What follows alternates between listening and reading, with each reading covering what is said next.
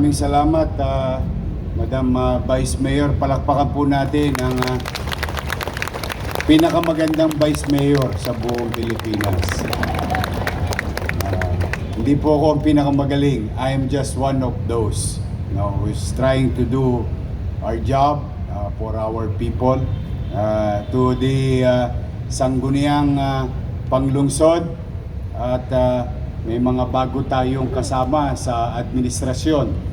Andiyan yung si Maile Atienza, si Jong Isip,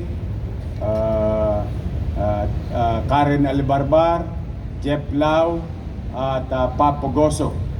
Nadagdagan tayo ng 5 konsehal sa ating mga kasama sa pagtataguyod.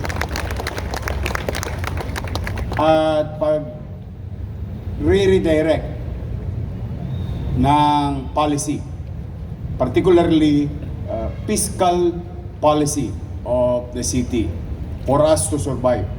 Because when I assume, tama naman po si Vice Mayor, hindi ko na lang po kayo pinakaba.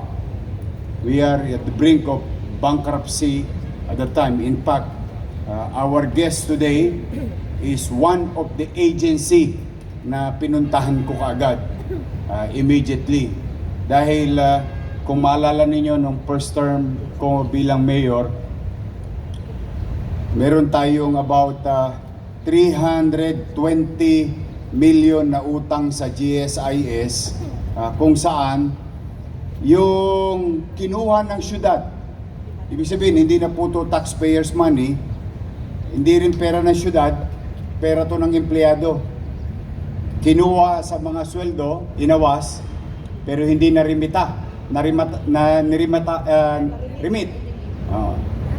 At yun ay umabot sa 320 million.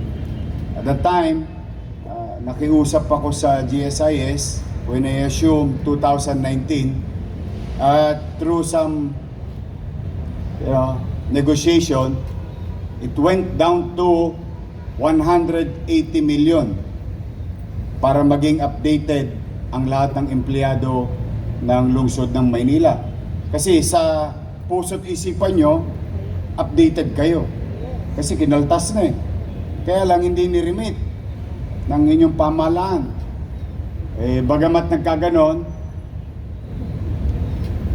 ginawa na lang natin ang paraan sa kabutihan loob ng GSIS, na ipababa na natin sa principal, which is about 180 million, tapos binumbay ko pa. Pumayag sila na bumbayin ko. Babayaran ko buwan-buwan sa loob ng 12 months, tapos with the promise and commitment that the current obligation should be paid. And after a year, I was given a certificate of GSIS then, na fully paid ang lahat ng empleyado ng gobyerno ng lungsod ng Maynila. Ngunit na-miss yata ako ng GSIS. Dahil when I assumed this term, July, 300 million na naman ang utang ng lungsod ng Maynila. Yes, huwag po kayo magugulat, yun po talaga ang katotohanan. Sa kwentada nila, mayroon tayong 300 milyones na obligasyon. Pera nyo na naman, hindi ni-remit nung mga nagdaan.